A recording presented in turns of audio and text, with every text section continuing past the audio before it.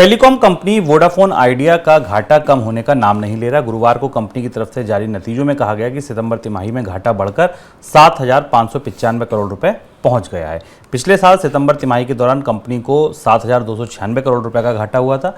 Company के ग्राहकों की संख्या भी लगातार घटती जा रही है। हालांकि सितंबर तिमाही के दौरान कंपनी का प्रति यूजर रेवेन्यू यानी आरपू में हल्का सुधार हुआ है। कंपनी का आरपू बढ़कर 131 रुपए पहुंच गया, जो जून तिमाही में 121 रुपए पर था। सर, वोडाफोन खड़ी क्यों नहीं हो पा रही? सब कुछ तो हो गया, सरकार ने इक्विटी डाल दी, इन्वेस्टमेंट आना था वो आ गया, फिर भी खड़ी क्यों नहीं हो पा रही है? दो चीजें वोडाफोन अभी डगमगा रही है। और अगर आप बाकी टेलीकॉम कंपनियों की रोशनी में देखें, जियो और एयरटेल की 5G योजनाओं के संदर्भ में देखें, तो वोडाफोन बिखरती दिखाई दे रही है।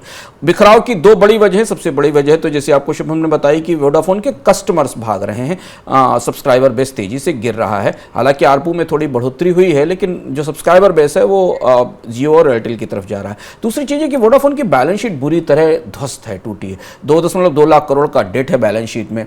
ये स्थिति तब है जबकि सरकार ने जो स्पेक्ट्रम पेमेंट थे उनको डिफर कर दिया था 1.37 लाख करोड़ रुपए के, उसके बदले इक्विटी भी सरकार ले रही है। इसके बाद भी वोडाफोन लगातार घाटे में है और उसकी जो ग्रॉस रेवेन्यू लायबिलिटी है वो 68,000 करोड़ के आसपास है। कंपनी 20,000 करोड़ रुपए का डेट जुटाने की कोशिश पिछले कई महीनों से कर रही है, पर बाजार से उसे कर्ज नहीं मिल रहा है। और यही वजह है कि जब बाकी दोनों बड़े ऑपरेटर जियो और एयरटेल 5G की योजनाएं जारी कर चुके हैं और लाने का कार्यक्रम बता चुके हैं, तो ऐसा बाजार में चर्चा है। इंडस्ट्री के सूत्रों का कहना है कि वोडाफोन अभी अपने वेंडर को, इक्विपमेंट को, सप्लायर को, नेटवर्क को प्रॉपरली प्लान नहीं कर पाई है क्योंकि उन संसाधनों की कमी है।